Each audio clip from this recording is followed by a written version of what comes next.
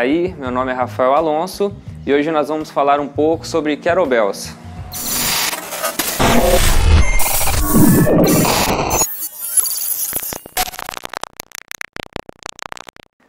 Resolvi criar uma série de vídeos falando um pouco a respeito de cada ferramenta que pode compor um arsenal de um personal trainer.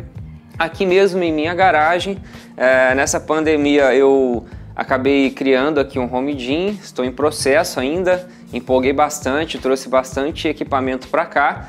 E nesse meio tempo, quando eu postei alguns stories ali no Insta, alguns amigos profissionais vieram pedir dicas de compras aí de equipamentos, porque tem muita gente migrando das academias para o trabalho como personal trainer, seja em casas ou em praças.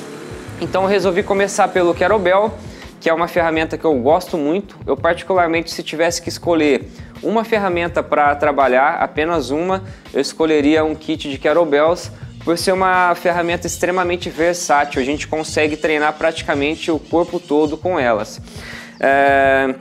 Então, assim, de início, só para a gente entender um pouco a diferença de um halter para um kettlebell, no halter o peso ele fica distribuído de forma igual no meu centro de massa. Então eu tenho um centro de massa praticamente no meio da alça aqui, e o kettlebell, dependendo da forma como a gente segura, esse centro de massa ele já é um pouco diferente. Então a gente tem diversas formas de segurar um kettlebell e isso vai alterar a dinâmica do exercício. Então isso é o que torna essa peça bem interessante. A gente tem um livro traduzido aí para o português.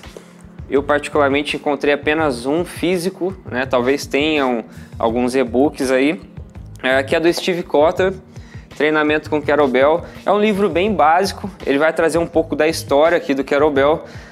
O primeiro registro aqui, segundo esse livro, é em 1704, num dicionário russo, e fala que o kettlebell era uma peça utilizada como contrapeso.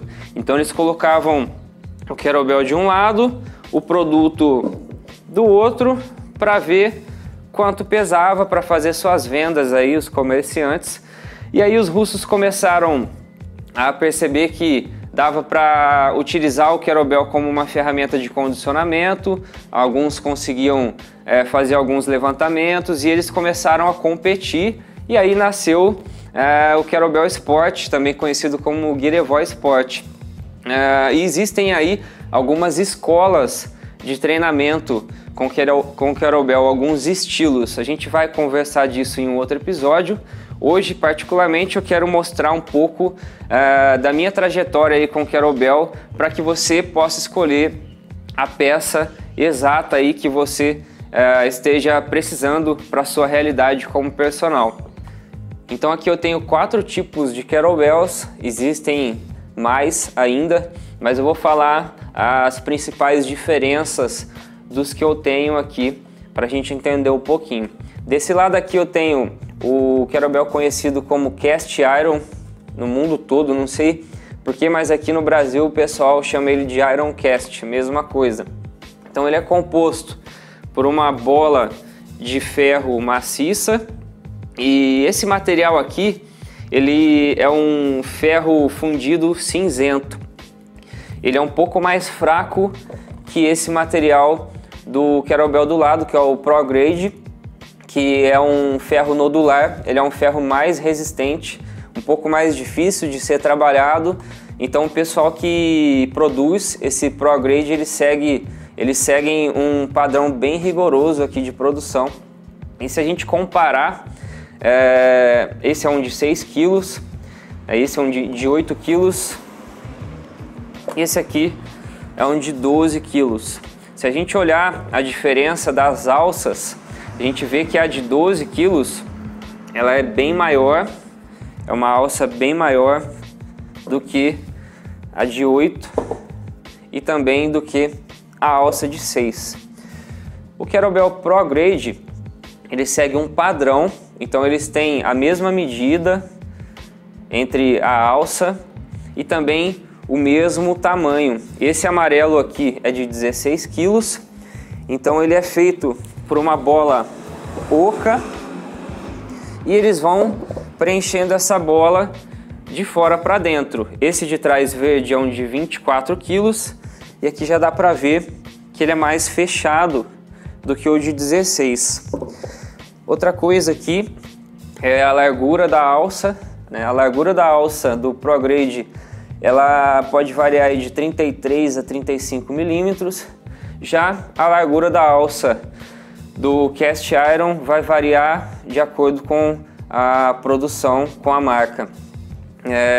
Uma característica que temos também de diferença é a questão aqui da alça ser muito lisa ou muito áspera.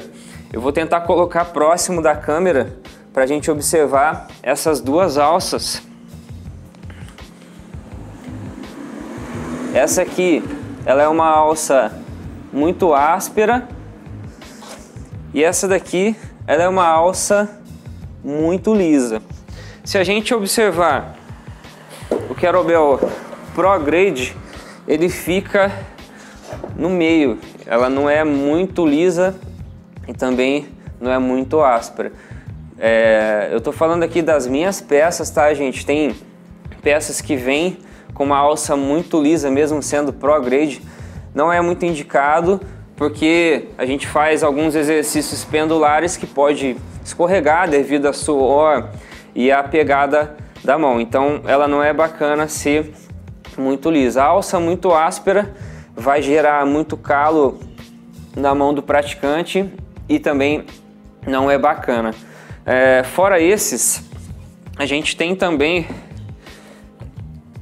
um Querobel que é inteiro emborrachado. Esse daqui foi o primeiro que eu comprei. Ele é inteiro emborrachado.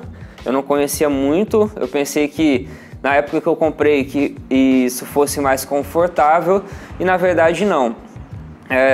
Aqui, como a gente tem a borracha, quando a gente vai fazer os exercícios de transição, né, com giros, ele trava mais na mão e gera ainda mais calo, então não é bacana. Se a gente olhar a diferença do Cast Iron para o ProGrade, o que eu particularmente optei pelo ProGrade é porque você se acostuma com uma pegada hack, você se acostuma com todos por conta do tamanho da peça. Já o Cast Iron, cada peça, por conta da largura aqui da alça, você se acostuma com um. Quando você troca já é diferente por conta do tamanho da alça. E isso às vezes acaba incomodando o antebraço do praticante.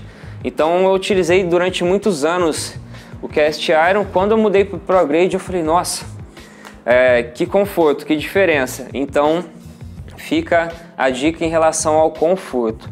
Não significa que o Cast Iron não seja legal. De repente, se você trabalha com moto, não tem tanto espaço, talvez a opção do Cast Iron seja mais interessante. Mas aí você pense muito em relação ao tamanho da alça, né? Faça postura hack para ver se ele é confortável ou não. Também existem aí alguns Cast Iron com esse ferro nodular. Como a gente consegue perceber essa diferença? Se você bater dois que são compostos por ferro cinzento, vou bater perto aqui do microfone,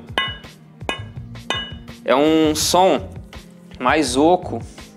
Quando você bate dois que são compostos aqui por ferro nodular, faz um barulho de sino. Então esse som de sino batendo é característico do ferro nodular. A gente tem também o quarto tipo aqui de Querobel, que a gente comprou também pensando em conforto na época e acabamos errando aí na escolha. Esse é um Querobel, ele é emborrachado, então ele tem uma alça de ferro aqui que acabou aparecendo conforme a gente foi treinando cleans e snatches, ele solta borracha, não sei se dá para observar daí, né? E aí a ponto de sair totalmente a borracha. E olha só o tamanhozinho da alça de ferro que tem aqui. Então isso daqui acabou estragando. Hoje lá na academia, literalmente, esse é um contrapeso. A gente utiliza para prender alguns equipamentos lá, para não andar o equipamento. Então, dinheiro perdido aqui. Fica a dica. A gente tem, fora esses, alguns kettlebells que são feitos de plástico e dentro dele é cimento. Isso é perigosíssimo. Tem um vídeo aí rolando na internet de um cara treinando em casa e a alça do kettlebell quebra e a parte aqui pesada, a bola, sai voando para dentro de casa aí. Perigosíssimo. Pode quebrar, pode machucar alguém. Então, quando a gente for pensar na escolha do material, é bacana você pensar em conforto, que é Spike, em conforto ou em espaço. Se você optar por um cast iron, dá uma olhada na alça, vê se a alça não é muito lisa. Se ela for muito áspera, você pode lixar ela com uma lixinha sem, uma lixa bem fina, para deixar a alça intermediária, vamos dizer assim. Se você optar por um Pro Grade, bata um no outro para ver se faz sonzinho de sino também, para ver se ele é de ferro nodular. Isso daí também vale para o cast iron. E veja como são as medidas, né? Eu particularmente gostei daqui, ó. Esse kettlebell aqui, ele é do Luciano Recha, um cara que, se você quiser pesquisar aí sobre kettlebell esportivo, segue esse cara, troca uma ideia com ele, que ele é extremamente gente boa, ele produz aí essas peças, e curti demais conhecer ele pessoalmente também. É um cara que respira kettlebell. E se você quiser dicas aí de kettlebells cast iron e também do estilo hardstyle, o pessoal do hardstyle utiliza muito cast iron, segue o Washington Vieira, é um cara muito bacana, vai te responder com certeza, e ele vive me passando dicas aí de movimentos e de exercícios com o kettlebell. Então fica essas dicas aí por final, e no próximo episódio a gente continua falando um pouquinho mais sobre kettlebell. Valeu!